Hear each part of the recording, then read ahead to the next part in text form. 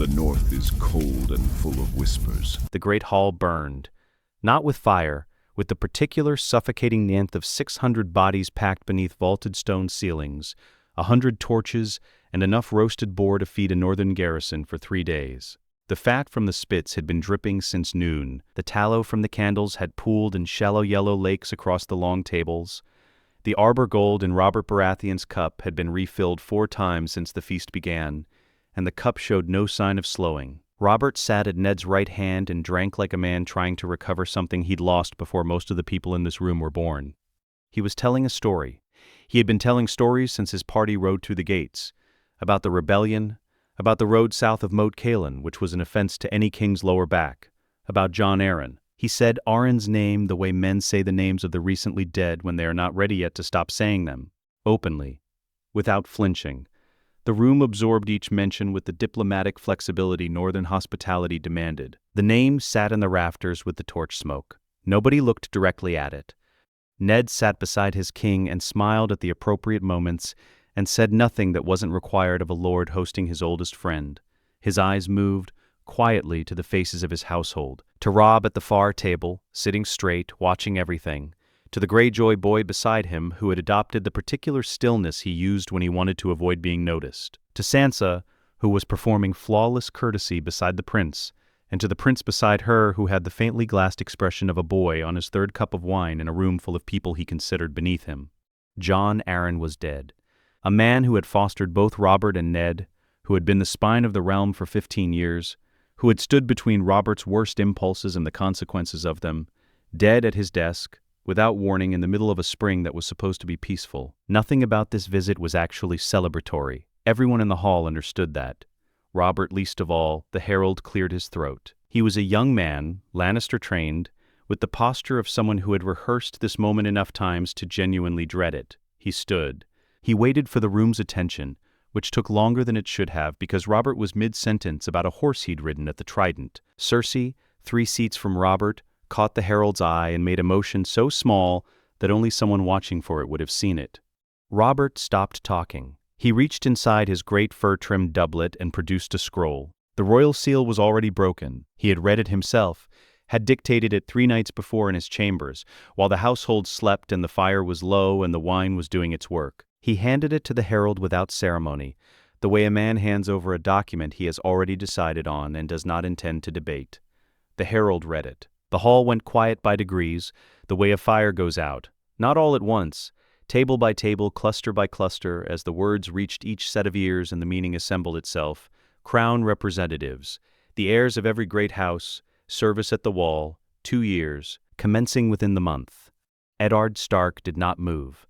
He was the last person in the room to show anything on his face, and what he showed was not what anyone expected.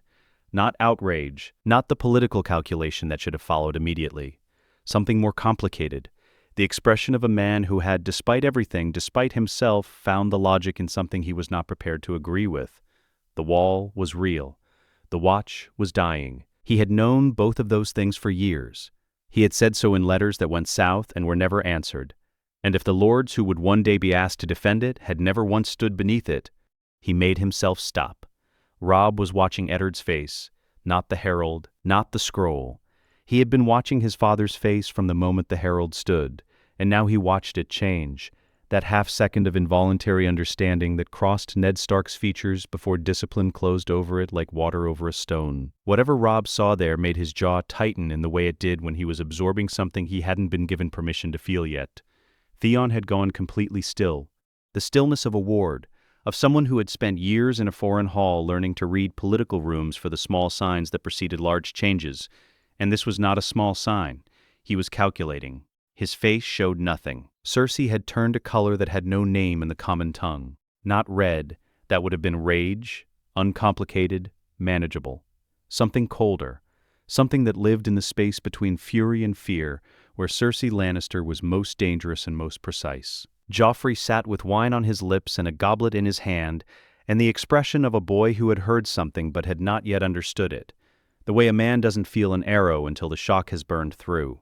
Robert turned to look at his son. He didn't make a speech, didn't gesture to the assembled lords or lower his voice for the appearance of privacy. He simply turned, the way men turned to say something obvious that wants saying, and looked at his son the way he had perhaps never looked at him. Clearly, without the wine blurring the edges, without Cersei between them, without the 30 layers of court obligation that padded every exchange between the King of the Seven Kingdoms and the heir to his name. He looked at Joffrey's golden curls, the soft hands wrapped around the goblet, the fine embroidery on the doublet that had never collected a day's honest wear. "You'll go," Robert said. His voice carried no cruelty. That was somehow worse. There was no malice in it, only the flat conviction of a man who had made up his mind in a way that had nothing to do with anyone else's feelings about it. "You'll go north, and you'll do what they tell you, and you'll come back worth something. Worth being king." He reached for his own cup. "Or you won't come back. Either way you'll have been tested." He drank. "That's more than your grandfather ever gave me." The hall was very quiet. Joffrey's face did something during those 4 sentences that it had not done in years of public performance. It stopped performing.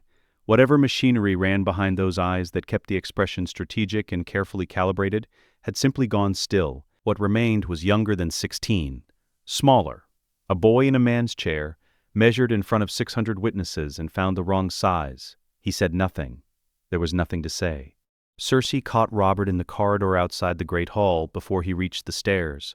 She had moved quickly and without sound, which was how she moved when she was most afraid. And she was afraid now in a way she had not been in years. The cold, operational fear of someone who has just watched something they love placed in someone else's hands. "He is the crown prince." Her voice was controlled, precise. "He is not a recruit. He is not livestock to be shipped north for 2 years so he'll be king." Robert's voice was flat, not unkind, immovable. "He needs to know what kings protect. He needs to survive to be king. The wall is what stands between everything south of it and things that would eat it." Robert looked at his queen for a long moment with something that was almost sorrow. "I've been ignoring that for 17 years. I'm done ignoring it." He turned toward the stairs. He goes, "That's the end of it." Cersei stood alone in the corridor. She was already planning. Grand Maester Pycelle, her father, the legal scholars who could challenge a royal decree on grounds of succession law. She was not out of moves.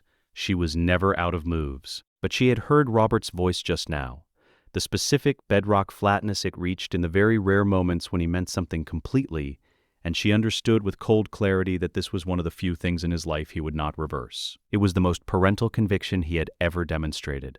That was the cruelest part. The letter went out before dawn. Rob had written it by candlelight, 2 drafts abandoned before this one. He was not a man who struggled with words as a rule, but something about writing to John who was already there, who had been north of Winterfell in spirit since the morning he rode out of the gates, required more care than usual. The final version was short. "Heading your way. Don't let Theon get stabbed in the first week. R." He sealed it with the Stark direwolf and sent it to the Maester's tower with instructions to dispatch it before the household rose. He did not want it to be significant. It wasn't. It was one brother writing to another about the place they were both going, and the plain, impossible fact of it. At dawn, the raven lifted from Winterfell's Maester's tower. It carried no house sigil, no lord seal, no political weight. It flew north because ravens fly north when the message is for the wall, indifferent to its contents, indifferent to the wars that might grow in its wake, indifferent to everything except the cold air and the direction of the wind. It flew north. It did not look back. They smelled the royal procession before they saw it, wood smoke and roasting meat, and the particular musk of too many horses held too close together, the smell of a small city that had uprooted itself and begun moving north at the pace of its most fragile component. Rob's party crested a low ridge on the 3rd morning past the neck, and saw it spread across the King's Road below them. A procession a 1/4 mile long, churning the road's frozen mud into something that would be impassable by nightfall. The wheelhouse sat at its center like a ship in a river. 4 horses, gilded panels, curtained windows with faint candlelight leaking through the gaps in the cloth. In the cold gray morning, with frost still sitting on every stone, and the tree line bare and black against the sky, the candlelight looked obscene. Warm and comfortable and completely unaware of itself. 7 hells, Theon said beside him. He said it with genuine admiration, the kind reserved for things that are so far past sense they come around the other side into spectacle. He brought candles. "Don't. I'm just noting the candles, Rob. I'm making an observation about a man who travels to the wall in a heated box with candles in the windows. I'm not starting anything. You're absolutely starting something. Not yet, Theon said, and touched the bow across his back with 2 fingers in a gesture that was purely reflexive. Give me another 10 minutes. They rode down to meet the procession. The outriders came up fast when they saw Robb's party descending from the ridge, 6 men in Lannister gold, hands on sword hilts, spreading to block the road with the particular confidence of men who had never once in their professional lives been wrong to be confident. Robb pulled his horse to a walk and kept his hands visible and let them come, because this was not the moment for northern stubbornness, and he was clear-eyed enough to know it. Theon, riding at his left, made a comment about the wheelhouse. He said it at a volume specifically calculated to reach the outriders without being technically directed at them. Something about the curtains. Something about curtains that matched the upholstery on a throne room chair he had once been required to look at for an hour. The specific comparison was imaginative. Robb was not going to repeat it. 3 swords came out. Theon's right hand moved to his bow, not drawing, not knocking, simply touching. The way his hand always went there first, the way other men's hands went to their sword hilts. A reflex so trained it had stopped being conscious. Robb's arm crossed in front of him before the touch became anything. Easy, Robb said. Quietly, to everyone, the curtain on the wheelhouse moved. Joffrey Baratheon stepped down from the wheelhouse's side door in a fur-trimmed cloak that had never seen weather, boots that had been cleaned that morning by hands that were not his own, and an expression Robb recognized from the feast at Winterfell, that half-aware irritation of a boy whose comfort has been interrupted. He looked at the road, at the mud, at the sky above the tree line, which was the low, pale gray of a northern morning that had no interest in becoming warmer. He looked at Robb. Robb looked back. They had heard of each other their whole lives, the Stark heir and the Crown Prince, connected by the long thread of their father's friendship and all the politics wrapped around it. What neither of them had done was stand in front of the other without ceremony, or courtiers, or the careful furniture of formal greeting. Just 2 boys on a frozen road in the mud, one of them having ridden since dawn in weather the other had been shielding himself from behind curtained glass. Neither of them said anything for a long moment. "We'll ride together from here," Robb said, finally. Not a request, not exactly an order, the tone of someone who had made a practical assessment and stated it. It's safer. Joffrey looked at Robb's horse, at the plainness of Robb's gear, at the northern cloak that had clearly been slept in and had not been washed since Winterfell. "My wheelhouse," Joffrey said, "has 6 compartments." "I know. You could." "I'll ride," Robb said. He turned his horse north without waiting to see how that landed, and Theon followed him with the small, compressed satisfaction of a man who is very deliberately not smiling. Edmure Tully joined them 2 days north of the Neck, riding in from the west with a party of 30 Tully men and the particular energy of someone who has rehearsed his own arrival multiple times, and is committed to all of it. He was broad through the shoulders and shorter than Robb had expected, with Tully blue eyes and his father's auburn hair, and the frank, slightly too loud warmth of a man who wanted to be liked and tried slightly too hard to achieve it. He embraced Robb like a cousin, which was what he was.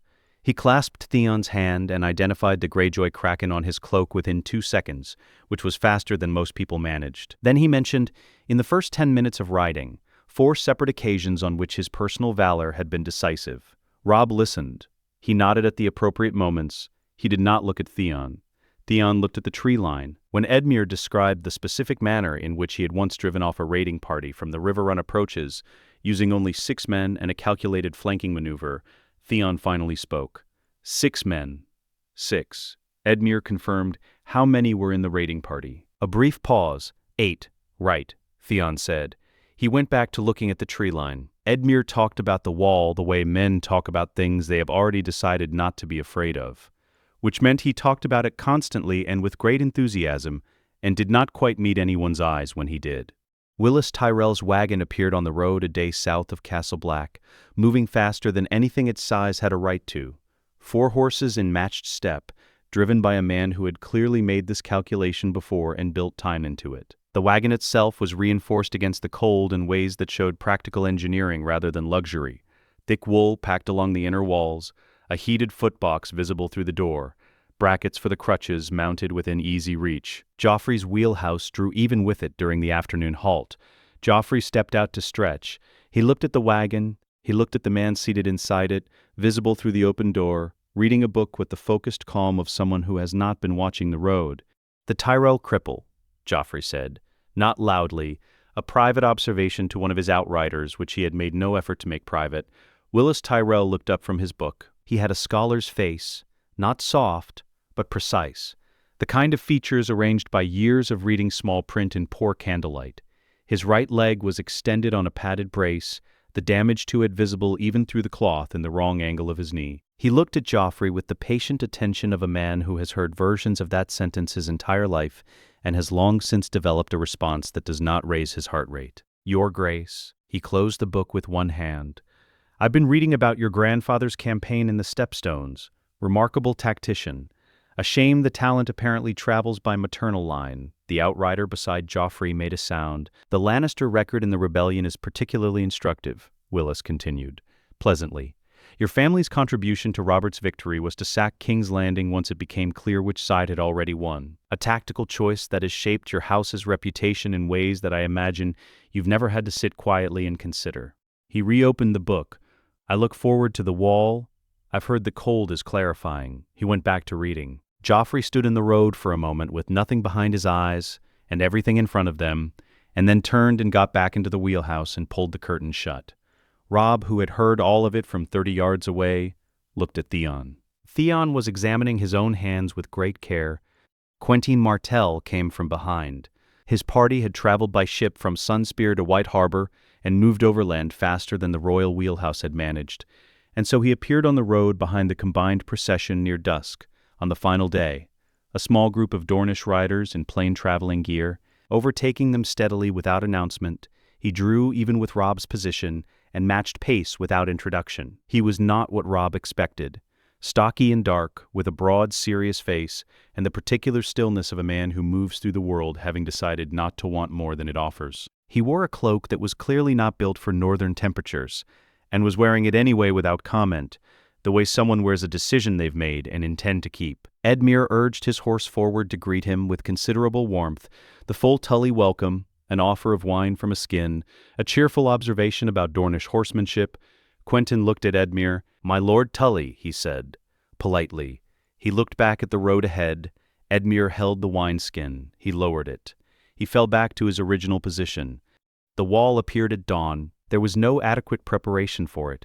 No description sent south in any raven that Robb had ever read, and he'd read them, in his father's solar, the appeals from past Lord Commanders piled on the desk like evidence of something too large for language, had produced anything that matched what his eyes resolved out of the gray light of a northern morning. 700 feet, solid ice, rising from the earth with the particular indifference of geography, not built the way men build things, not assembled with intention visible in the construction, but simply there, the way mountains are there, the way the sea is there. The men on its top were specks against the sky. A torch moved among them and looked like a firefly from this distance. Joffrey's wheelhouse stopped. The door opened. The crown prince of the Seven Kingdoms stepped down into frozen mud for the second time on this road and looked up. His neck went back slowly, the angle increasing, his gaze climbing and climbing and climbing, and not arriving anywhere that answered the question he hadn't thought to prepare himself to ask. The cold hit him fully then. Not road cold, wall cold, the specific total cold of 700 feet of ice radiating at close range in still air. It came through the fur-trimmed cloak like the cloak wasn't there. Joffrey's hands, Robb noticed, had stopped moving. Mormont was waiting at the gate, a bear of a man with a face that had made its peace with difficulty sometime in the last decade and had not looked back. He stood in the mud with his hands clasped behind him and looked at the assembled heirs of every great house as they pulled up before him. The future Warden of the North, the future Lord of Riverrun, the Crown Prince of the Seven Kingdoms, a Greyjoy ward, a Tyrell in a wagon, a Dornish man who looked as if he had not been warm since White Harbor, and he said nothing for a long moment. He looked at each of them in turn, the way a man looks at materials. "Put them in the barracks with everyone else," Mormont said, and walked back inside. The yard had a rhythm. Jon had learned it the way you learn a new language. Badly at first, then functionally, then so completely that the original effort became invisible. Dawn meant thorn. Thorn meant cold air and practiced swords, and the particular variety of humiliation that Alliser Thorne had refined across decades of failed ambition into something almost artistic. He worked the recruits until their hands couldn't close properly, then watched them eat with numb fingers and called the difficulty of it weakness. He had 3 categories for men: watchmen, failures, and Jon Snow, which existed separately from the other 2 and carried its own specific curriculum of contempt. Jon had stopped finding it difficult by the 6th week. That was its own problem. Thorne needed the training to hurt. He needed it to produce in Jon Snow something he could point at. A flinch, a mistake, a moment of genuine inadequacy that could be held up to the assembled recruits as evidence that the Stark bastard was exactly what he appeared. He had been unable to produce this evidence. Jon's body absorbed what Thorne gave it and responded by getting better, which was the kind of adaptation that made Alliser Thorne's eye do something unpleasant at the corner. He was too capable to break, too publicly visibly competent to destroy without losing whatever slim thread of Mormont's regard Thorne still held. So he trained Jon the way you sharpen something you intend to eventually use against its owner, with care and fury and no satisfaction. Jon trained every morning and didn't think about it after. Ghost was at the foot of his bunk when he came back from the yard, a white weight and the cold eyes the color of new blood, watching the door with the specific quality of attention dire wolves reserved for things that had not yet happened. Jon had learned to read that attention the way he read weather. Most mornings it was nothing. Most mornings Ghost slept. What Jon thought about, in the hours between training and sleep, was Sam. Samwell Tarly had arrived at Castle Black weeks after Jon, still soft in the way of someone who had not yet learned what this place required, academically brilliant and completely catastrophically unsuited to every physical demand the watch would make of him. He had also arrived with the specific expression of someone who had been told in some form, for his entire life, that he was inadequate, and who had begun to believe it so completely that the belief had settled into his posture. He carried himself like an apology. Nobody had asked Jon to do anything about this. He had done it anyway in the practical and undramatic way he did most things, standing between Sam and the recruits who circled him in the yard, suggesting to those recruits, without raising his voice, that they find something else to do. The recruits were men who had spent their lives reading threats accurately. They read this one. They found something else to do. Sam had not thanked him with words. He had simply attached himself to Jon's orbit with the quiet persistence of someone who understood that the alternative was worse, and Jon had accepted this the way he accepted most things, without discussion, without ceremony, as a fact. Mormont called him up to the tower 2 days before the procession appeared on the road. The Lord Commander had a Raven's message open on his desk. He didn't offer Jon a seat, which wasn't unusual. He didn't look up immediately, which wasn't either.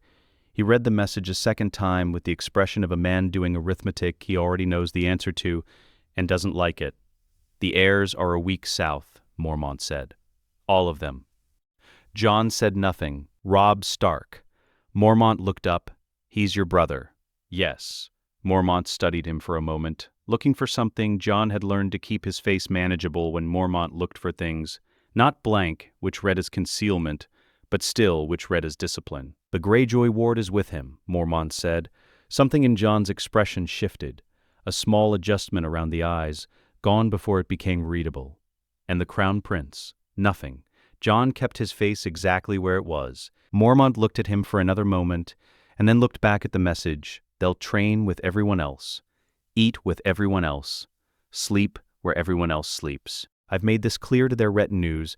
You will make it clear to anyone here who might think otherwise." He set the message down, including yourself. "Understood," Jon said. He left the tower and went back to the yard, and he spent the afternoon working through sword forms until his arms burned, and he did not examine with any particular care what he felt about Robb coming north. He already knew what he felt. Knowing it didn't require examining it. They came through the gate on a gray morning, the whole unlikely procession of them, and the first thing Jon saw was Robb. He recognized him from across the yard before Robb's horse had fully cleared the gate. The build, the auburn hair, the way he sat a saddle. Jon had been watching the gate from the yard for the last 20 minutes without admitting to himself that he was watching the gate. And then Robb was through it, and that pretense was unnecessary. Robb saw him at the same moment. He dismounted before the horse had properly stopped, handed the reins to no one in particular, and crossed the yard at a pace that was not quite running. And they met somewhere in the middle of it, without any of the ceremony that the assembled watch recruits, the Lannister outriders, and the full observation of Castle Black's walls might have expected from 2 young lords conducting a reunion under scrutiny. They embraced the way brothers do.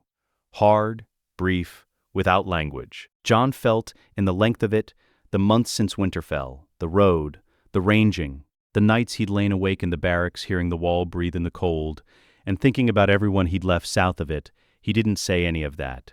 Neither did Robb.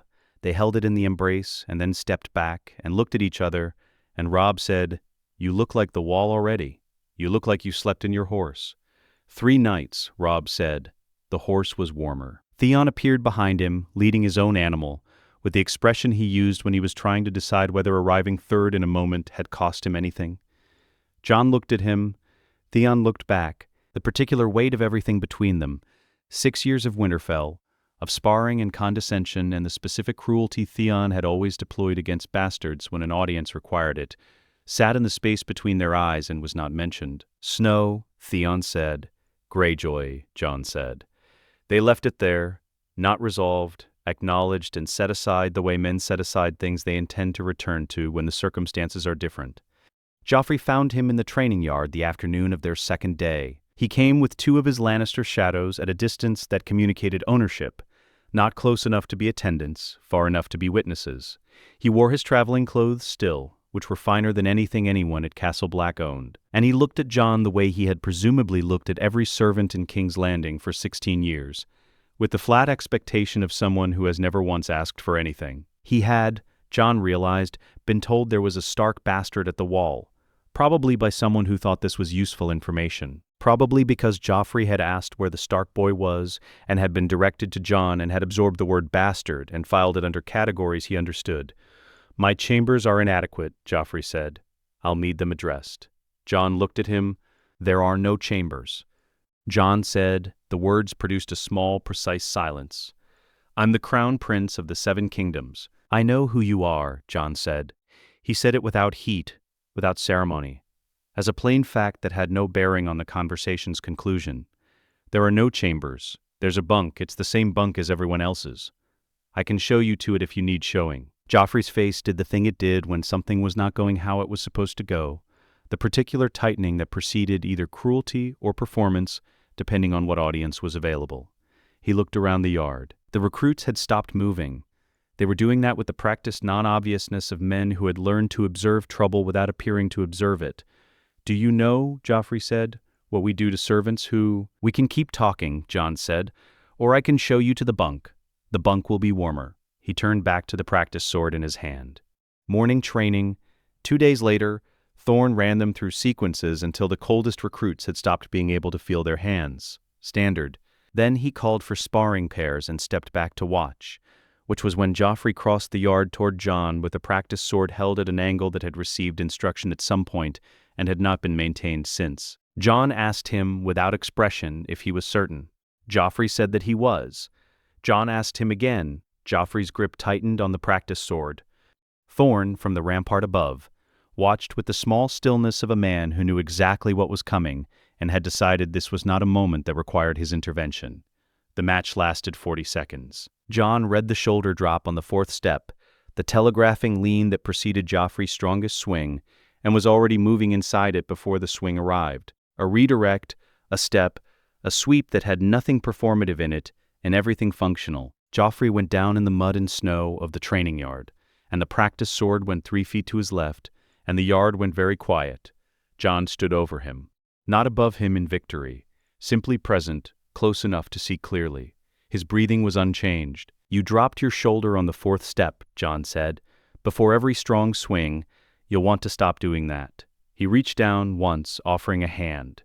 A teaching gesture, automatic. Joffrey did not take it. He got up by himself, slowly, and found his sword, and walked back toward the barracks without looking at the yard around him.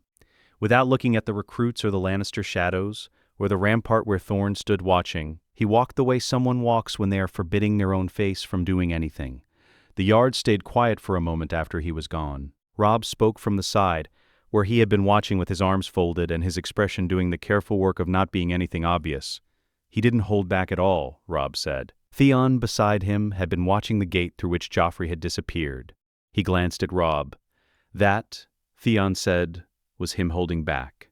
Willis Tyrell had spent his life in chairs, not by choice, Nobody chooses that, regardless of what the songs prefer to say about acceptance and grace and the gifts hidden inside limitation. He had chosen to make the chair useful. There was a distinction, and it mattered to him in the private way things matter when you've had years alone to sharpen the distinction to a point. At High Garden, the chair meant a desk and books, and the kind of deep, systematic reading that his brothers were too busy and too healthy to bother with. It meant Maester Lomi's bringing him reports from every corner of the Reach, while Loras trained in the yard and Garland drilled his men on the tourney field. It meant knowing when his father made decisions, which ones were wrong and why, and occasionally being listened to, and more occasionally not. At Castle Black, the chair meant something different. It meant the window. His room, granted at Mormont's order, with the specific terseness of a man who understood practicality and nothing else, was on the second level of Castle Black's eastern residential tower. The window faced the training yard. In the mornings, with his crutches leaning against the wall and his leg extended on the padded board he'd had built in White Harbor, and his book open on his lap, Willis had a view of everything that happened below. He used it the way he used everything, completely. Alysir Thorne had been waiting for this. Willis understood that within the first 3 days, the Master-at-Arms moved through the training yard with an energy that had not been there before the heirs arrived, not louder, not faster, but more present, more focused, like a man who has spent years running drills for an audience of criminals and failed knights, and has suddenly been given something worth the effort of genuine cruelty. The heirs of every great house stood in the pre-dawn dark in temperatures that had no southern equivalent, and Thorne looked at them the way men look at things they intend to unmake. He started with the cold, not as punishment, as introduction. The drills began before first light, which at this latitude meant beginning in darkness that would have passed for night anywhere south of the neck.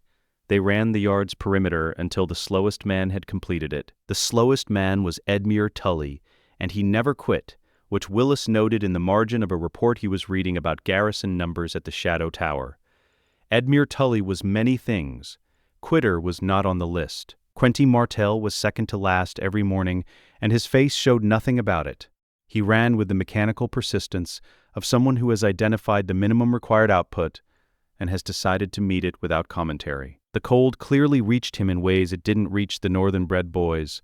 Willis could see it in the tight set of Quentin's jaw, the particular way he held his shoulders against it. He ran anyway, without the self-conscious stoicism that looks like performance. He simply endured, day after day. Willis wrote that margin note too. John and Robb ran at the front. Together, naturally, without arrangement, they simply arrived at the same pace because their conditioning was the same conditioning, built on the same Winterfell training under the same Master-at-Arms. They did not race each other. They ran like two parts of a single calculation. Theon was in the middle of the pack until the first archery assessment, and then he wasn't in the middle of anything. Willis watched him take his position on the archery line from the window, and adjusted his reading chair 3 inches to the left for a better sightline. He watched Theon Greyjoy put 6 arrows into a target at a distance that had the Watch's senior brothers going quiet in the way men go quiet when they see something they expected to dismiss and cannot. The 7th arrow grouped with the first 6 inside a space the size of Willis's closed fist.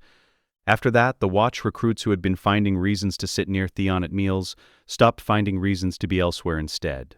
Joffrey's first mistake was financial.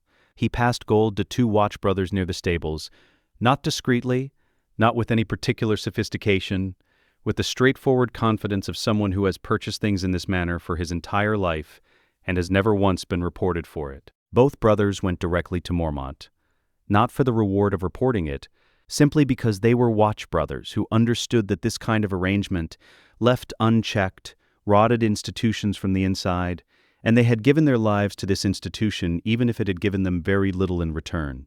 Mormont summoned Joffrey to the tower and had a conversation Willis could not hear, but could observe the conclusion of. Joffrey walking back across the yard with the expression of someone who has been spoken to in a language they technically understand but had not expected to be addressed in. His second mistake was bureaucratic. He presented himself to Thorne before the 4th pre-dawn drill with a parchment, actually a parchment, sealed with wax, citing royal obligations and the Crown's requirement that the prince be excused from physically intensive training on mornings when correspondence demanded his attention. Willis had no way of knowing who had helped him draft it. The language was competent enough that someone had. Thorne read it. He read it twice. He handed it back to Joffrey with an expression of such complete professional satisfaction that it was visible from a second-floor window in poor light. He gave Joffrey double drills for a week. The parchment was never mentioned again. His third mistake was Sam. Willis heard this one rather than saw it. The particular quality of silence that falls in a barracks when something is happening that everyone wants to observe and no one wants to be attached to. He was in the common hall adjacent to the barracks when it went quiet, and he understood what the quiet meant, and he got his crutches under him and moved to the doorway with the speed he used when speed was necessary and his leg would simply have to manage it. Joffrey had found Samwell Tarly alone. He had recognized, with the unerring instinct of a boy who had spent his life in courts where the weakest person in the room is the safest target, the specific kind of soft vulnerability that Sam wore openly because he'd never been given a reason to hide it. He had said things. Sam's face had done what it did when things were said, absorbed them in the specific, practiced way of someone who has heard every version of this sentence already. Jon came through the barracks door from the corridor. They had not coordinated this. They arrived from different directions within 4 seconds of each other and stopped, one on each side of Joffrey, without any of the escalation the scene seemed to demand. No raised voices, no hands on weapons. Jon looked at Joffrey with the same expression he'd used in the training yard, attending, impersonal, completely without the hot edge of anger that would have given Joffrey something to push against. "Sam's with us," Jon said. Robb said nothing at all. He simply stood there, the heir to Winterfell, standing beside a bastard in a barracks at the edge of the world, and let the geometry of it speak. Joffrey looked at them both. Left, right. He was calculating something. Whatever the calculation produced, he kept it behind his face, turned, and walked back to his bunk. He lay down and faced the wall. Sam's breathing returned to normal before anyone left the room. Maester Aemon was awake when Willis arrived at the tower. He was always awake. Willis had not yet identified a time of day when the old man was not sitting in his chair with his blind eyes directed at a distance that had nothing to do with the Roo's walls. He was past 100 years old and had the quality of extreme age that goes beyond frailty into something closer to permanence. He had outlasted everything. He might outlast the wall. "You've been in the yard again," Aemon said, without turning. "You smell of cold air and the particular anxiety of someone who has been watching trouble and could not intervene." "Joffrey," Willis said. "Ah." A sound that contained considerable information. "Sit down, my lord. You've been on those crutches since before noon." Willis sat. He extended his leg on the tower's window bench and looked at the wall through the narrow glass. The afternoon light was doing something extraordinary to the ice. A pale blue illumination that had no equivalent in the south in any southern sky he'd seen. "The long night," Willa said. Not a question. He'd been reading the Watch's historical reports for 2 weeks. The language in the oldest documents was specific in ways that later records seemed carefully to avoid. The histories are deliberate about it. The older the document, the more concrete the description. The newer ones use language that's been managed, softened. "Men manage what frightens them," Aemon said. "You've been at the wall a long time," Willis said. 65 years, Aemon said, roughly. He paused. Long enough to watch the descriptions change. Long enough to understand what the change means about the men doing the describing. His hands, folded in his lap, did not move. What the oldest records describe is not allegory. It is not metaphor. It is a specific recurring phenomenon with specific observable characteristics that the more recent histories have chosen to classify as myth, because myth is more comfortable than responsibility. Willis said nothing. He was listening with the focused attention he brought to everything that mattered, completely, without the internal commentary that interrupted most people's hearing. "I have written south," Aemon said quietly, "for 65 years. About what this wall is for, about what lives beyond it, about what the Watch's decline means for the realm." He was still for a moment. The letters were received. And the lords of Westeros are very busy men. He turned his face slightly, the blind eyes finding nothing, and yet directed, somehow, at Willis with precision. "You are the first person in 20 years who has come here with a mind that was already prepared to believe something uncomfortable before being shown it. I read the old reports," Willis said. "Before I came, all of them I could find." "I know," Aemon said. "I could tell from your first question. You didn't ask me if it was real. You asked me how old the real description was." A pause. "That is a different kind of mind." The skin of wine appeared from somewhere in Theon's coat. It was late. The common hall was quiet, the fire burning low, and the 6 of them had arrived at the same table by the same unplanned convergence that had been happening more often lately, The gravitational drift of people who share a particular experience in a particular place and have, without planning it, become the only ones who can speak freely to each other about it. Jon sat at the end, Robb beside him, Theon across, already pouring, Edmure with his hands wrapped around a cup, his earlier boastfulness compressed to nothing by 6 weeks of being outperformed by people 10 years his junior. Quentyn at the edge, always at the edge, watching the room with the calm observational patience that Willis had decided was the most underestimated quality in the group. Willis sat with his bad leg angled out and his cup accepted when Theon reached him. Nobody gave a toast. Nobody made a speech. Edmure said something about the morning drill that was self-deprecating in a way that felt different from performance. The genuine thing. Finally, the man underneath the arriving version. Robb laughed. Jon's face did the thing it rarely did, the thing that made him look exactly his age. Theon refilled without being asked. Quentyn offered one observation, 3 words about the cold, accurate, and dry. And everyone laughed longer than the joke warranted, because it was late and they were tired and cold and it was funny. Joffrey's bunk was empty, not conspicuously, not in a way anyone raised. He was simply not there, performing to an audience he kept imagining back into existence, unable to sit down at a table where performance was not the currency. The fire settled. They stayed. In the tower, Willis was watching them through the window from above when Aemon spoke again. "They're forming something," Willis said. "Not because they were told to." "No," Aemon said, "because the cold left them no choice. And because the cold," he added after a moment, "does not care who your father is." Willis watched Robb say something to Jon that made Jon's face do the thing it rarely did again. Watched Theon watching Robb watch Jon, something complicated moving behind his eyes. "Neither does what lives beyond it," Aemon said. He said it quietly, not to the window, not to Willis, to the wall, which said nothing back, which was always the wall's answer, and had never once been sufficient. Benjen had been ranging north of the wall for 17 years. He knew what the forest felt like when it was empty. He knew the particular quality of silence produced by winter, the way sound carried differently across frozen ground, the absence of small animals that went to ground in cold months, the specific texture of wind through bare branches. He had camped in this forest in temperatures that cracked stone and eaten frozen meat in darkness so complete he ate by touch. And he had returned each time because the watch required it, and because he was a Stark and Starks did not name fear. He knew the difference between a forest that was empty because of winter and a forest that was empty for a different reason. They crossed the gate at dawn, 7 of them, Jon, Robb, Theon, Edmure, Quentyn, Joffrey, and Benjen himself. Mormont had been specific in his instructions. 3 days north, observe, return. He had been equally specific that Joffrey was included, which had produced in Joffrey's Lannister shadows a reaction Mormont had dismissed with a single look. The Crown Prince was not a museum piece to be preserved from weather. He was here to see things. He would see them.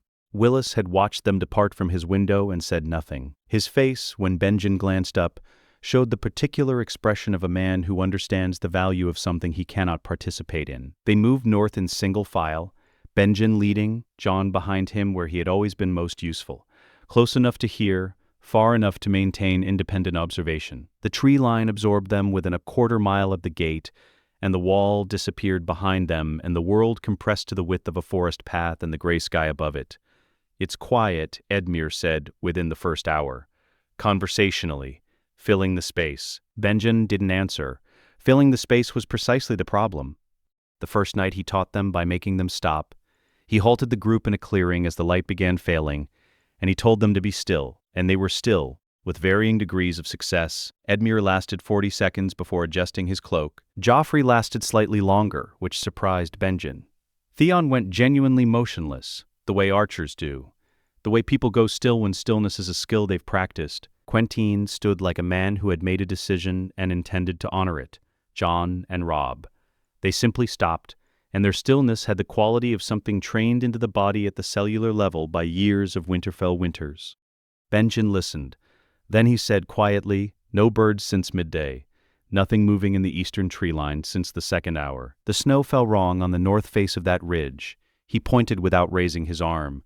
A small gesture, on an angle that doesn't match the wind direction. He looked at them. "None of you noticed." "I'm not a ranger," Edmure said. "No," Benjen agreed. "You're the future Lord of Riverrun.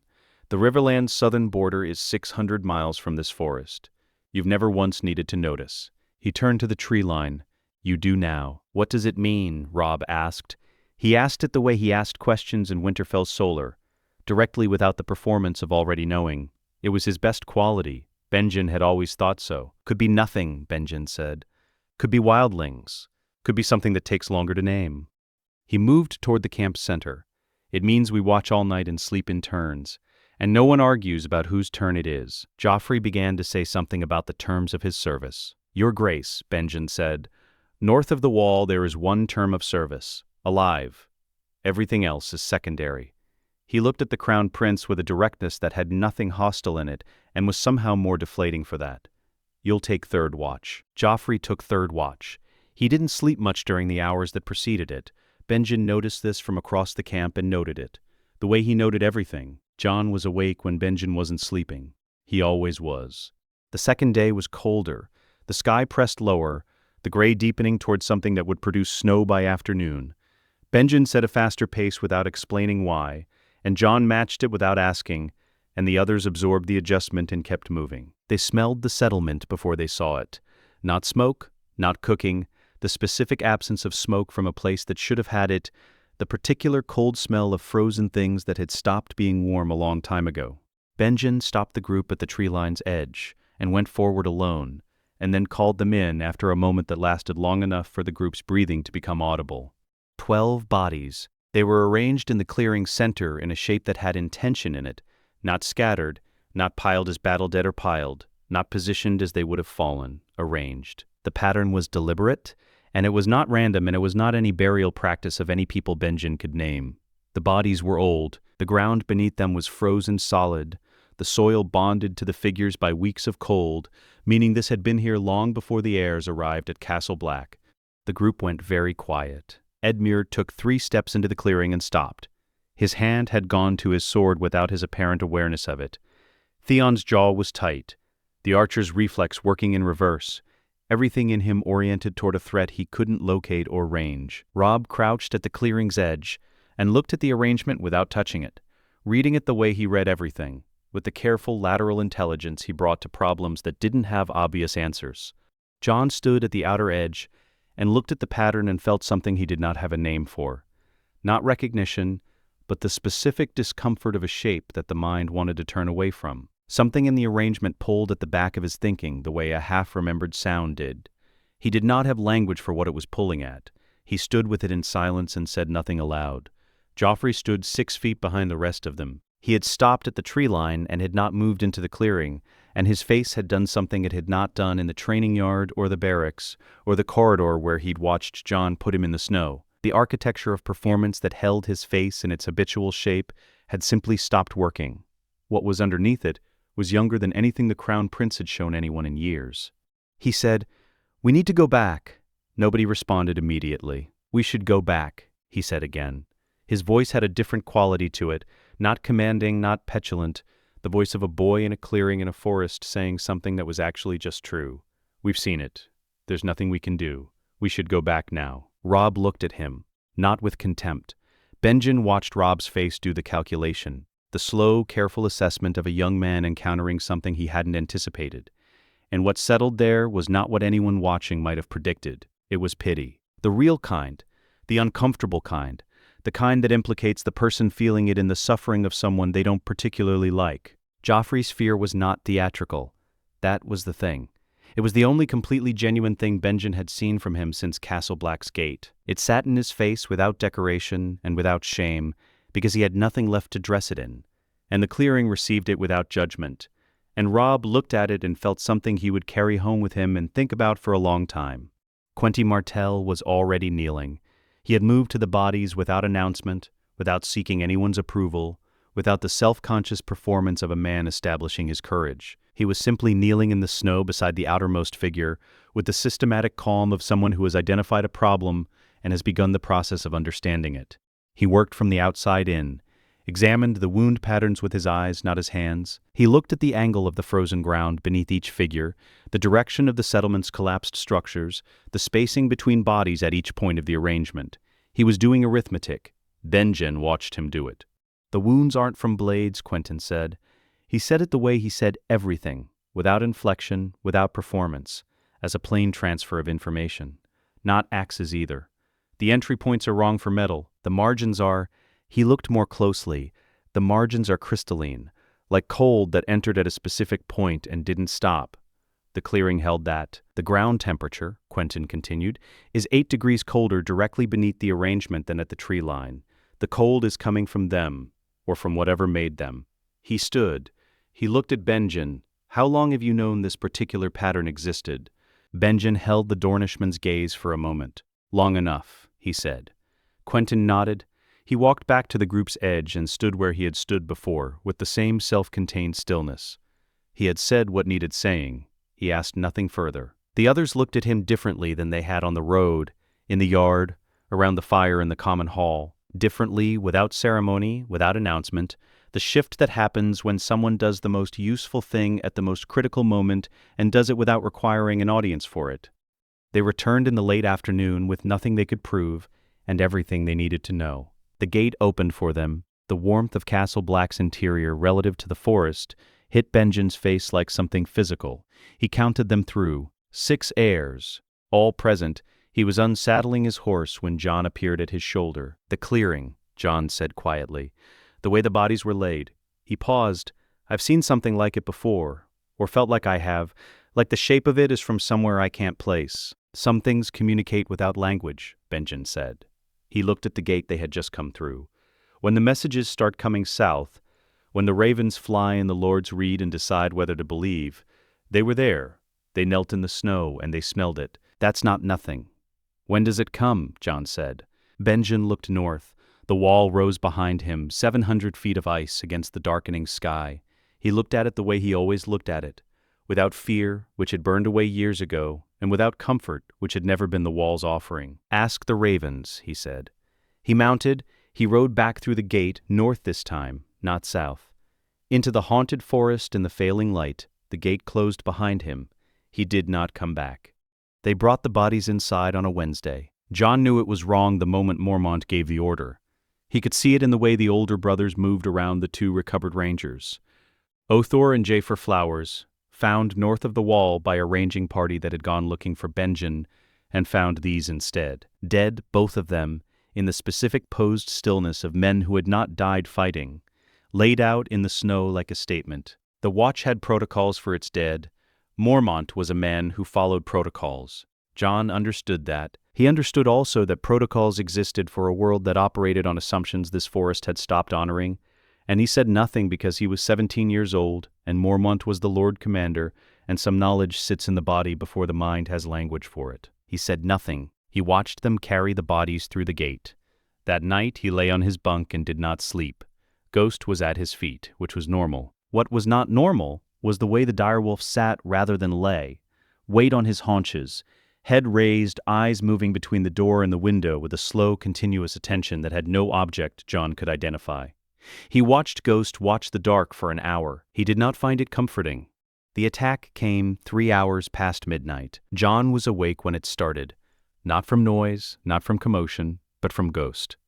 The direwolf was on his feet before Jon heard anything, every line of him oriented toward the door. A low sound in his chest that was not quite a growl and was worse for that. Jon was standing before he knew he was standing, and then the corridor's silence reached him, the specific absence of sound that meant something had replaced the sounds that should have been there.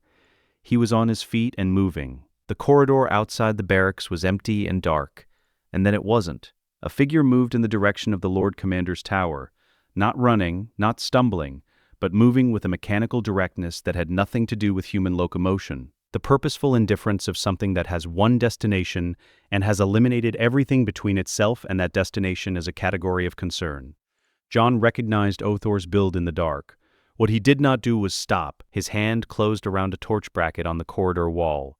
Fixed iron, lit at nightfall, burning low now, but burning. He pulled it free. He didn't call out. He didn't look for backup or permission, or a more experienced man to tell him whether the thing he was about to do was sanctioned by Watch protocol. He ran. Robb came out of the barracks door 4 seconds behind him.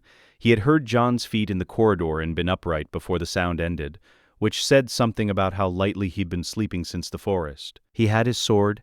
He'd been sleeping with it inside 3 days north of the wall. He came into the corridor and saw Jon running and saw what Jon was running toward, And he did not stop either. His blade cleared its scabbard. He reached the thing wearing Othor, seconds after Jon, and he swung. The swing was clean, full-shouldered, exactly the stroke Sir Roderick had drilled into both of them across a decade of Winterfell mornings. It connected. The impact shuddered up through the grip and into Robb's forearms and shoulders with the full feedback of steel hitting bone. The thing turned to look at him. It did not go down. Robb swung again, harder. The blow that finished the sparring yard's most resistant opponents, the one that ended arguments. He felt the connection in his teeth. Nothing. The thing's hand came up and caught Robb across the chest and threw him sideways into the corridor wall with a force that had no equivalence in anything he'd trained against. He hit stone and went down, ribs burning, and lay there for a breath with his sword still in his hand and nothing in his warrior's understanding that prepared him for a blade connecting with full force and accomplishing nothing. The sword was wrong. The sword was useless. Everything he had ever trained toward was the wrong answer in this corridor. He got up. He did not run. He got up and positioned himself between the thing and the Lord Commander's towered door, sword raised, because there was nothing else he could do, and he was going to do it anyway. Theon appeared at the barracks entrance with his bow already in his hands. He had knocked the arrow before he cleared the doorway. Reflex so deep it had bypassed conscious decision entirely. He read the corridor in a single sweep.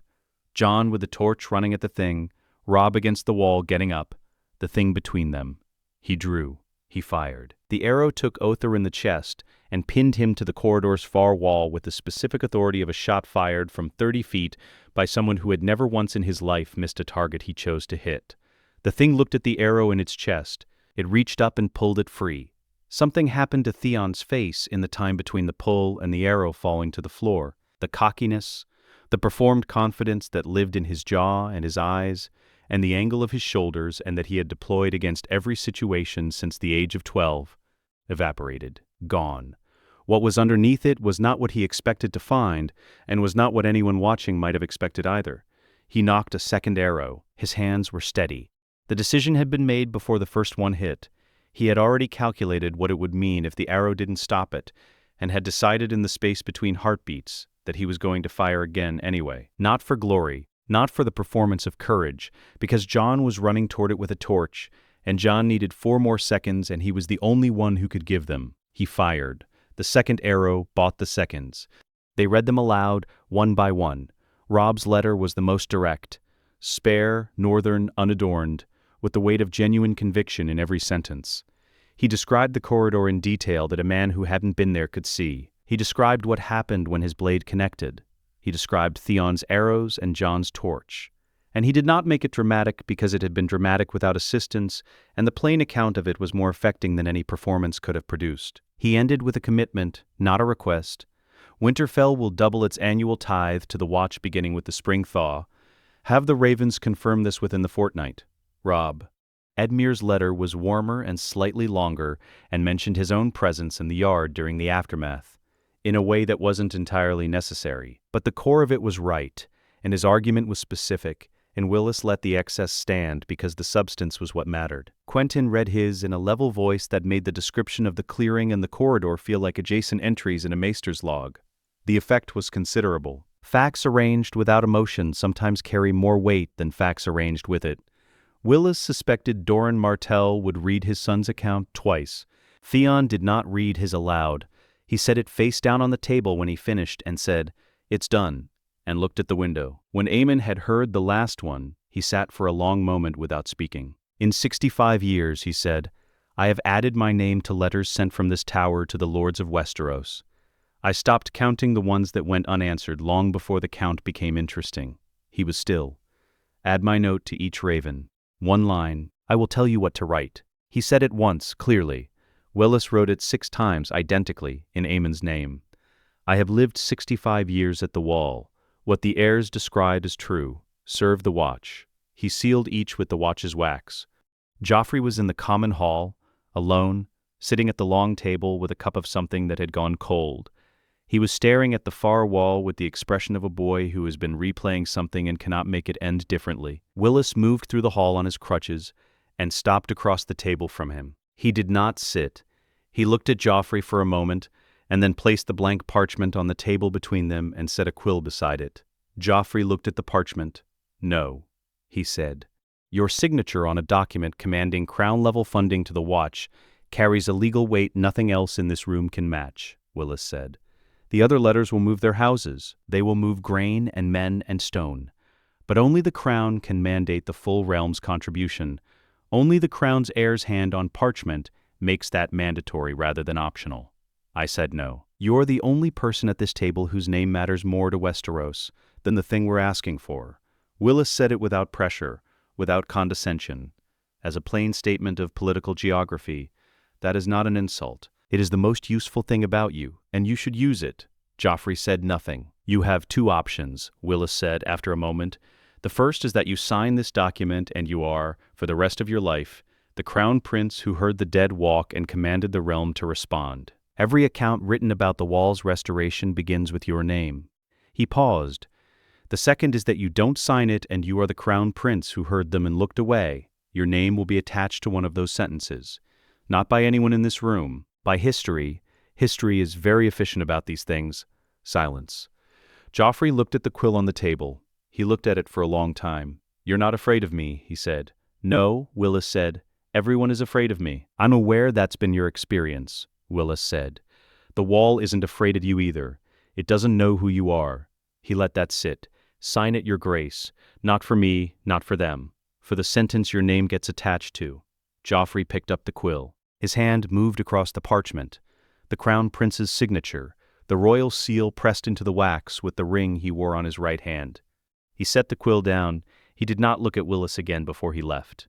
The ravens flew at noon, 6 of them lifting from the tower in a single movement, dispersing to 6 separate points of the compass, with the indifferent efficiency of birds that carry the realm's information without understanding it. Willis watched them from the window until they were gone. Within 30 days, the first responses arrived. A grain shipment from Highgarden. Wallace had written to his father in terms so specific and so irrefutable that Mace Tyrell had read it twice and dispatched the shipment before his maesters had finished drafting the acknowledgement. It arrived 17 days before the date Willis had calculated Tyrell logistics could meet, because Willis had built the deadline around what Highgarden was capable of, and his father, for all his vanity, understood obligation dressed as opportunity. 20 Tully men at the gates of Castle Black, with their own equipment, Edmure's seal on their papers, a raven from Winterfell confirming the doubled tithe, a raven from Dragonstone, unasked for, unsolicited, addressed directly to Mormont in Stannis Baratheon's precise, joyless hand. I told them, "I will send men when able. Hold the wall." Not enough. It was never going to be enough, but more than the Watch had received in living memory, arriving faster than anyone had projected from houses that had not answered a Watch appeal in 40 years. Aemon was alone when Willis came back to the tower at dusk. The old man sat in his chair in the quiet the way he always sat, without the quality of waiting, because waiting implied an expectation of change, and Aemon had reached the age where he simply occupied time rather than anticipated its contents. "They'll come," he said. "To the room, to the wall beyond the window. To nobody the ravens always fly south. But what's coming flies no raven." He was still for a long time. "Perhaps," he said, "these children will be enough." He did not sound certain. He did not sound hopeless either. He sat with the question the way he had sat with it for 65 years.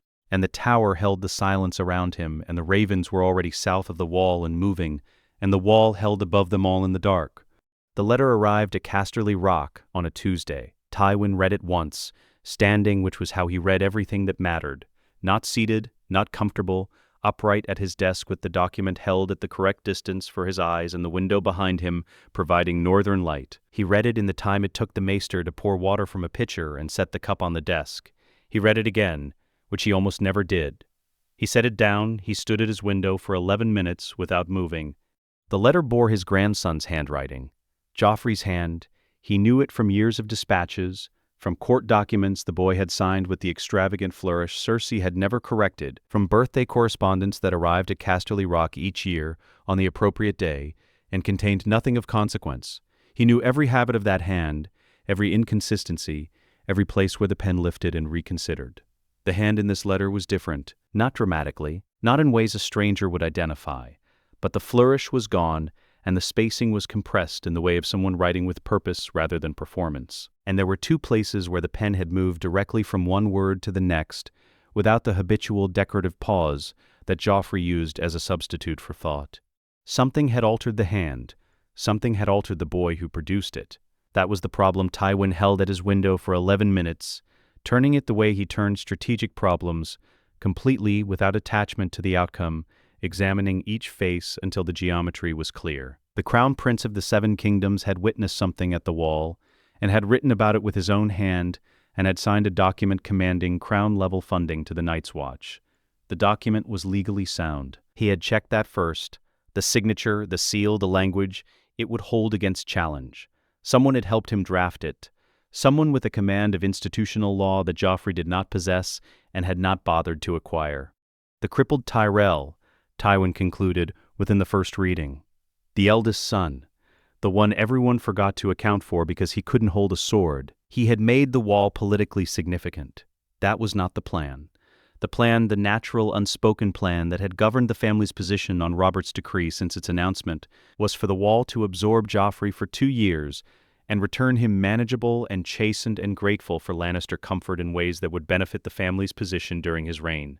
An inconvenience converted to an asset. The wall as instrument. The wall had become something else. Whoever controlled the validated testimony of an existential realm-level threat, whoever was seen as the force that had heard it first and responded, held political capital of an unprecedented kind. The future lords of every great house had witnessed something together. They had written about it together. They were, at this moment, being understood by every lord who read those letters as a unit, a brotherhood. That was not a development that benefited the Lannisters' position. Tywin turned from the window. He sat. He picked up his quill. He wrote 3 letters simultaneously, each dictated to a separate maester, each dispatched within the hour. The first was a gold shipment order, publicly registered, addressed to the Night's Watch quartermaster at Castle Black. Food, rope, replacement timber for the structures Willis Tyrell had apparently identified in his inventory as structurally compromised. Publicly, this was the Lannister response to the Crown Prince's command. Generous. Prompt. The gold of Casterly Rock flowing north in support of the realm's defense. Every lord who read about it would understand the family's patriotic posture. The second was private. No house seal. A separate courier, riding the Eastern Road rather than the King's Road, arriving at Castle Black 2 days ahead of the gold. A company of 50 Lannister household guardsmen who had each independently signed watch volunteer papers. Good papers, properly submitted. The watch was desperate for men. It could not refuse volunteers. The third was a single sentence to a specific individual whose name appeared in none of the family's official correspondence, and who traveled without colors. He sealed it himself. He set it apart from the others. He did not look at it again. The letter reached Dragonstone on a gray morning, and Stannis Baratheon read it standing at the window of his solar overlooking the narrow sea. He was alone. He preferred it. He read the heir's collective testimony. 6 accounts, 6 seals, 6 descriptions of the same event, from 6 independent perspectives, with the expression of a man who has been delivering the same verdict for years to a jury that keeps refusing to deliberate. He set the letters down. He picked up his quill and wrote directly to Mormont, not to the small council, not to the Red Keep, to the Lord Commander of the Night's Watch, addressed by name, sent by his fastest raven. I told them, I will send men when I am able. Hold the wall. Stannis Baratheon, Lord of Dragonstone. He sealed it. He sent it. He went back to his window and looked at the sea for a long time. He did not feel vindicated. Vindication required the thing you'd been right about to have been stopped. He had been right, and the thing was still coming, and the wall was still undermanned, and the gold Casterly Rock had sent was already being calculated by someone in that family as a positioning instrument rather than a genuine defense. He knew. He always knew. The knowing was the worst part. The patrol left Castle Black's eastern gate at dawn. 6 men, with Robb and Quentine in the middle by Mormont's rotation, moving along the narrow path that ran between the wall's base and the tree line on the eastern approach. John wasn't assigned to it. He went anyway, not announced. He simply fell into step at the rear when the gate opened, because he had learned in his months at the wall that the instinct telling him to move in a direction was worth more than the assignment telling him to stay, and because something about the route and the timing and the morning's particular quality of stillness had settled wrong in the space behind his sternum since he'd woken. He ranged ahead, naturally, without comment, the way a man drifts to the front of a column when the terrain presses in. He heard them before he saw them. Not wildlings, or not the sounds wildlings made when they were moving on a target. The The sounds were too patterned. Coordinated positioning, two flanking groups and a center element, the specific spatial arrangement of men who had practiced this deployment rather than improvised it. Wildlings were exceptional fighters on their own terrain, but they did not execute three-element coordinated ambushes on narrow paths in the dark. With the geometric precision he was reading in the snow's compression and the careful distribution of weight across the approach. He called the warning in a voice designed to travel back along the column without traveling outward. The patrol stopped, closed. Weapons up. The ambush, stripped of its timing, was only a fight. It was a short one.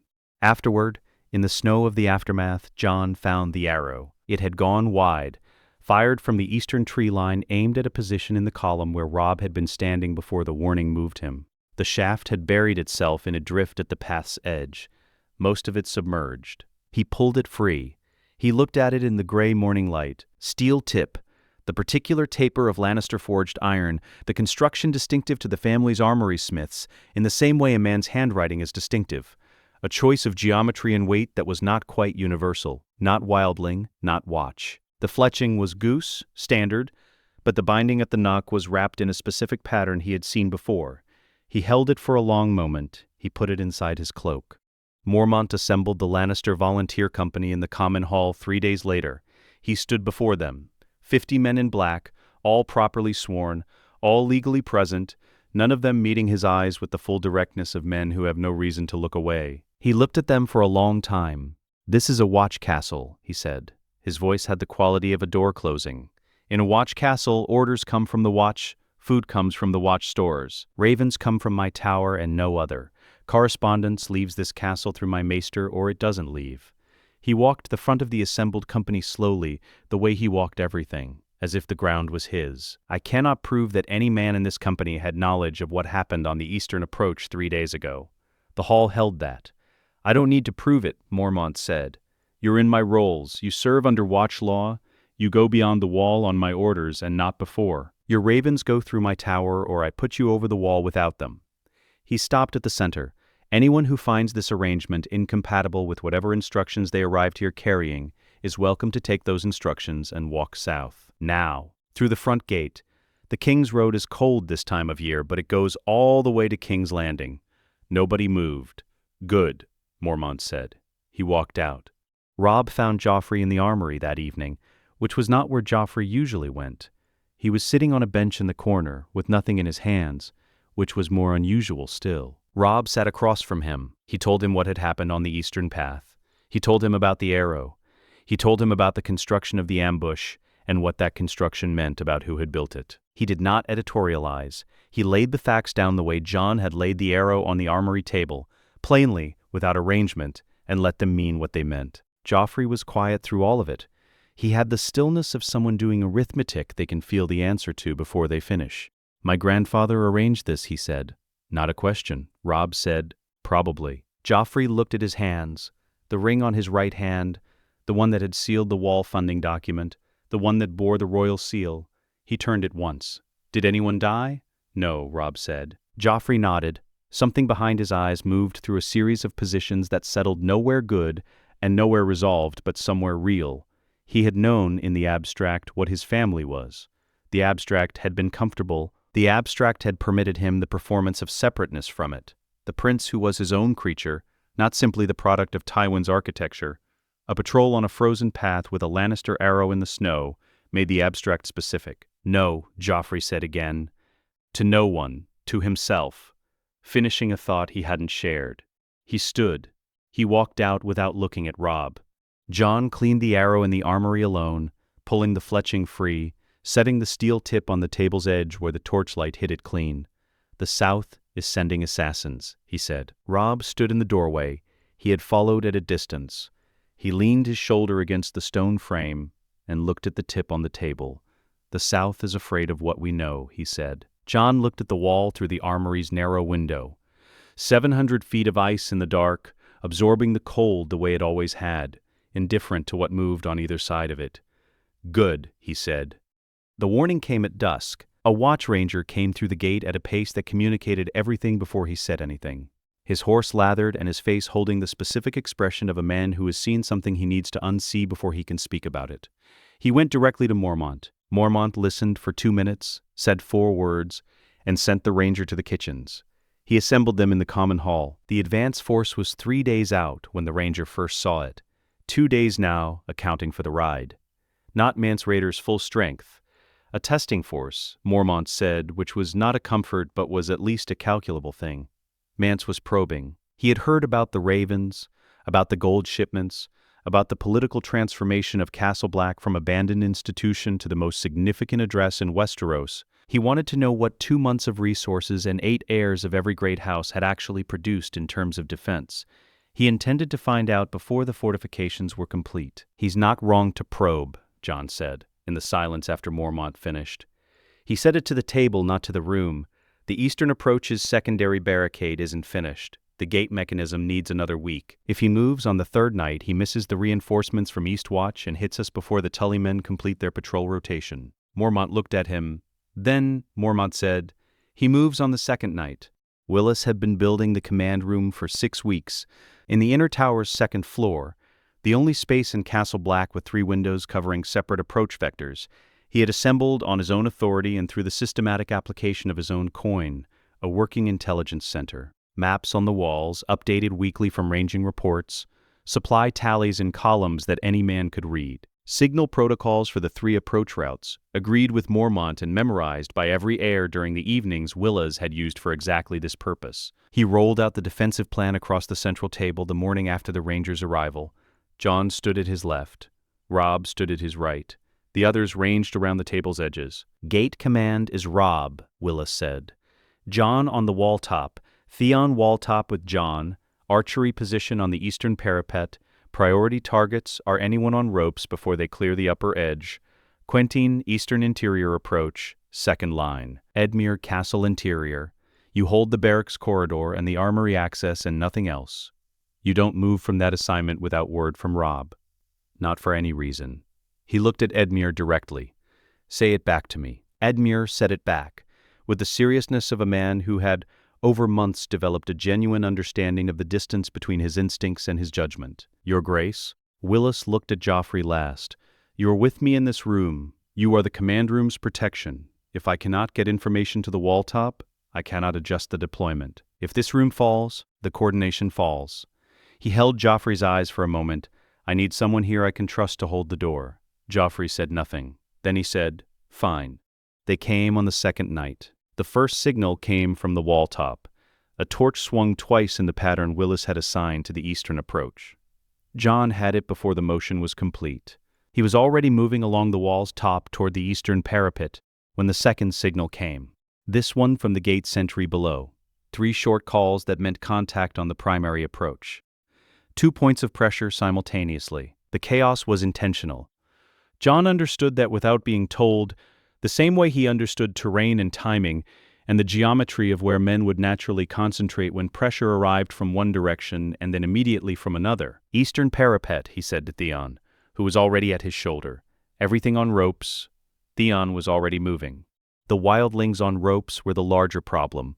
Grappling hooks, improvised but effective, the kind of equipment that works because physics doesn't negotiate, thrown from launchers at the wall's base. In the darkness, the first 3 reached the upper edge before anyone had a clear sightline. Jon heard them connect rather than saw them. The iron-on-ice sound of the hooks catching, a sound the wall produced with the acoustic specificity of a struck bell. Theon found his position against the parapet's upper edge in the dark the way he found everything in the dark. By feel and memory, and the unconscious mapping his body had performed over months of training the same route until it lived in his legs rather than his head. He knocked. He listened.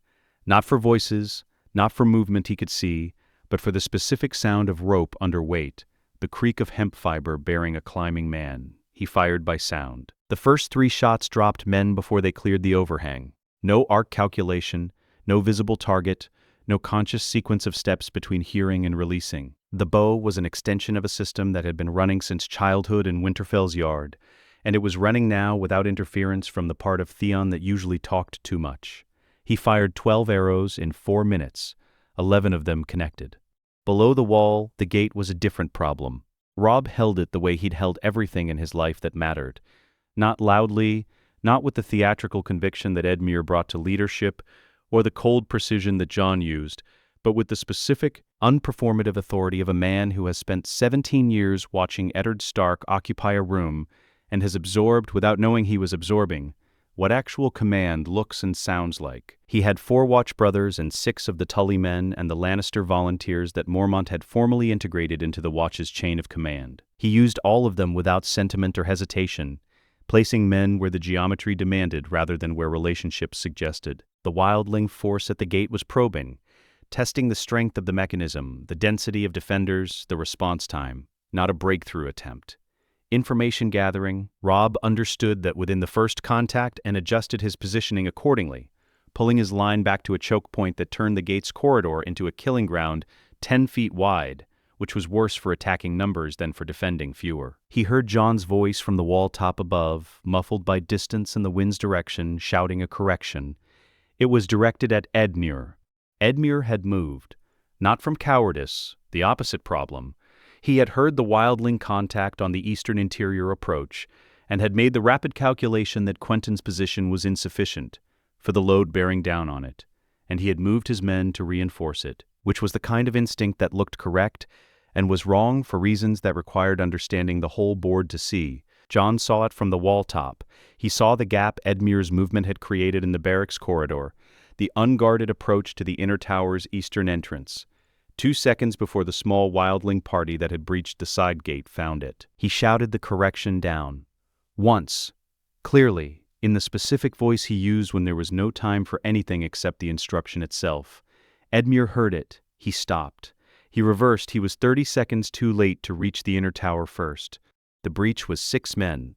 They came through the side gate at speed, the way men move when they've identified a gap and understand they have seconds before it closes. They moved through the castle's eastern exterior and hit the inner tower's ground corridor in the time it took Jon's correction to travel from the wall's top to Edmure's ears and Edmure's legs to respond.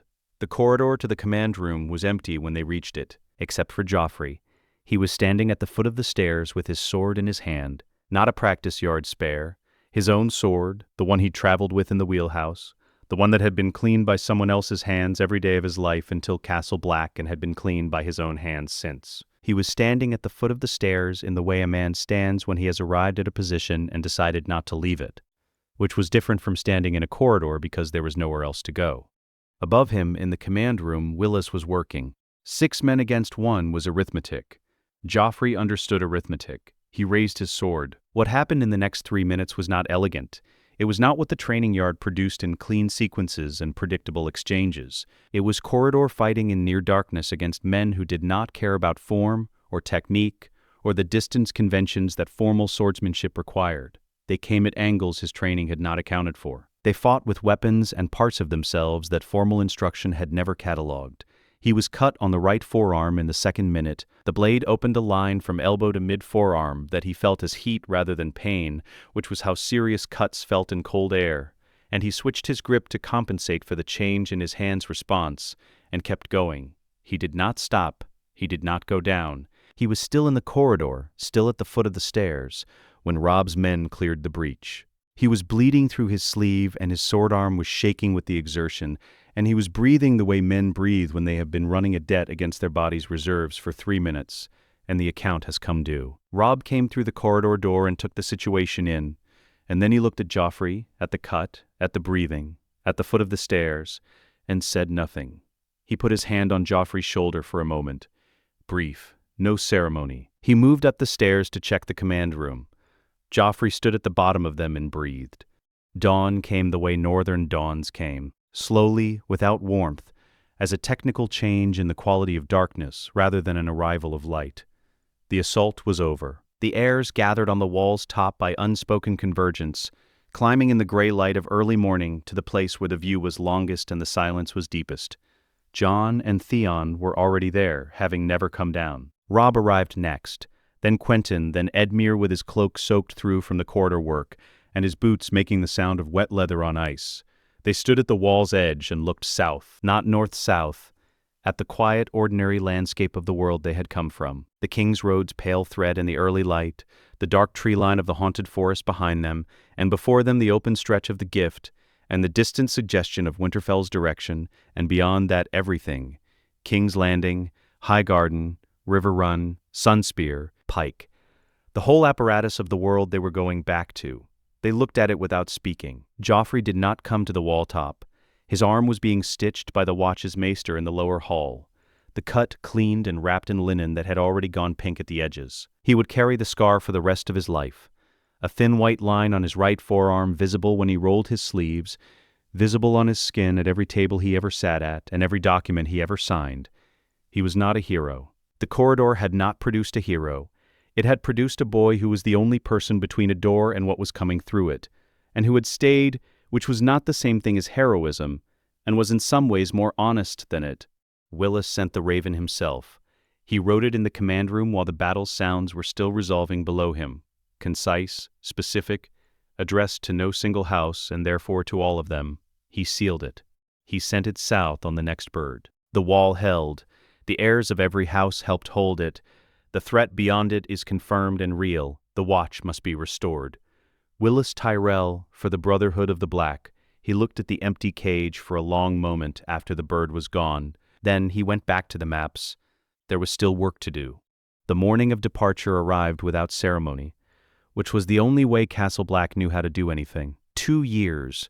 The seasons had turned once fully, the northern summer brief and pale, and then the long winter pressing back in with the conviction of something that had never truly left. The wall above them was the same wall. The yard was the same yard. The cold was indistinguishable from the cold of their first morning. Castle Black did not mark time with softness. They packed what they had brought and nothing more, because nothing more had accumulated. That was perhaps the truest measure of what the place had taken from them. Not belongings, but the weight they'd carried inside their belongings. The performances packed alongside the clothing, the hierarchies folded into the luggage. Those had not survived the 2 years in any recognizable form and were not coming south. Mormont moved through the yard as they loaded. He shook hands.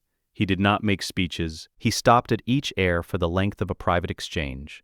Brief, direct, the communication of a man who has said what needs saying over months and has no interest in repeating it now for the occasion. He held Quentine's hand a moment longer than the others. He looked at Edmure with an expression that contained both exasperation and something warmer, which was more than Edmure had expected, and which he would think about for years. He stopped in front of Joffrey last. He looked at the scar on the forearm. It was visible below the cuff of Joffrey's sleeve in the cold air, white and thin on the skin, the permanent record of a corridor and a decision made in 3 minutes of darkness. Mormont said nothing. He put his hand out. Joffrey shook it. Maester Aemon held each young man's hand at the gate. He could not see them. He had not been able to see any of them at any point in the 2 years they had occupied the same building, learned in his tower, stayed up late at his table. He had known them by voice and footstep and the specific quality of each one's silence, which was more information than most people gathered by looking. What he said to each of them was private. What he said to Jon, standing at the gate with his hand in the old man's, was a pause, and then, "You already know." Jon said nothing. Aemon's fingers tightened briefly on his hand, a grip that communicated something that had no language sufficient for it, and then released. "Stay warm," he said, which was the watch's oldest joke, told only to the men staying, never the ones leaving. Jon stayed at the gate long after Aemon had turned back inside. Ghost stood beside him, white and still in the morning light, watching the old man's retreating figure without sound. Sam was at the gate's edge. He was awkward in the way Sam was always awkward, too much feeling arranged in a body that had not yet learned to carry it without spilling. He shook Robb's hand. He shook Theon's, which surprised both of them. He looked at Quentyn for a moment and said something quiet in Quentyn's language. 3 words of High Valyrian, impeccably pronounced, the effort of someone who had looked them up specifically. Quentyn blinked. He answered in the same language. 1 word. Sam flushed and nodded and stepped back. He looked at Jon last. They did not shake hands. They stood for a moment in the way of 2 people who have said what matters in the months preceding this, and have nothing to add and nothing to subtract. "Don't let them give your bunk to someone terrible," Jon said. Sam's face did the thing it did when he was preventing himself from crying, which was not a subtle process. "I'll do my best," he said. "Jon, I'll do my best." Jon called them together before the gate opened fully. They gathered in the yard. Robb, Theon, Edmure, Quentyn, Joffrey, the whole of it the last time the group would occupy the same space in the same configuration. He looked at them with the directness he'd carried since the first morning, unchanged, the part of him that the wall had not needed to alter because it had always been there. He told them he was staying. Robb did not look surprised. He was the only one he had known, not from conversation, not from anything Jon had said, but from the ranging and the White's corridor, and the battle on the wall top, and the specific way Jon looked north in unguarded moments. He had known for months, and had not said it because it was Jon's to say. They were the last two in the yard when the others moved to their horses. The embrace was the same as the first one, hard, brief, without language. But it carried different weight now, 2 years of weight, the ranging and the fire and the ravens' mourning and the long nights in the common hall, the mutual understanding arrived at without ceremony over months of identical difficulty, that the bastard and the true-born lord were the same creature, under different names. They stepped back. Right, Robb said. Ravens travel slowly, Jon said. Right, anyway. Jon looked at his brother. His brother looked back. They said nothing else. Robb walked to his horse. Quentyn asked at the gate, with his horse saddled and his party assembled, to stay. He asked it quietly, without the theatrical weight the moment might have permitted. As a plain request, he understood the vow was permanent. He understood the life vow could not be made impulsively at a gate. He was not impulsive. He had been thinking about this since the clearing, since the morning after the White, since the battle's dawn when he stood on the wall top and looked south at a world that felt further away than geography explained. Mormont told him gently that the vow was not a thing to be entered at a gate on a departure morning. Quentyn nodded. He stood for a moment and then spoke in the level, deliberate voice he used for everything that mattered. He said he would return to Dorne. He would fulfill whatever obligations his father required of him. He would argue with whatever authority his father allowed him, for Dornish men to be sent north. He was not promising a vow. He was making a pledge in his own words, freely, without compulsion, without a king's decree. Aemon, standing near the gate, turned his face toward the sound of Quentyn's voice. He said, "A promise freely given is worth more than a vow made under compulsion." Quentyn looked at him, at the old man's blind eyes directed at a precise distance above Quentyn's left shoulder, finding him anyway. "I'll come back," Quentyn said. He mounted. He rode south. The wheelhouse reached King's Landing on a morning of flat gray sky and harbor smell and the noise of the city resuming around the procession without pause, the city being entirely indifferent to the specific drama of a prince returning from 2 years at the wall. Cersei was on the steps. She had arranged herself with the careful precision of a woman who understood that a return was